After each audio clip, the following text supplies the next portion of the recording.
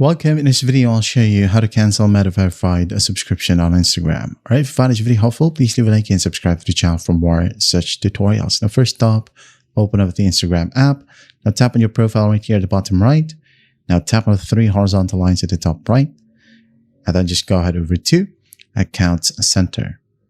Okay, tap on Account Center and then you'll be able to see Meta Verified or subscriptions. Right?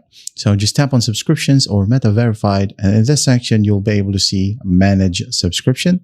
Well, just go ahead and tap on it and just tap on unsubscribe or cancel subscription. Follow the basic prompts and hit on confirm.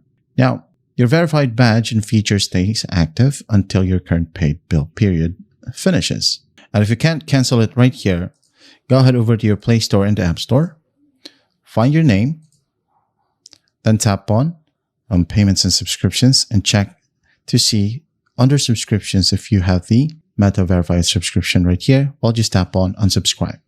And that's how easy it is to cancel Meta Verified subscription on Instagram. I hope this video helps and I'll see you in the next one.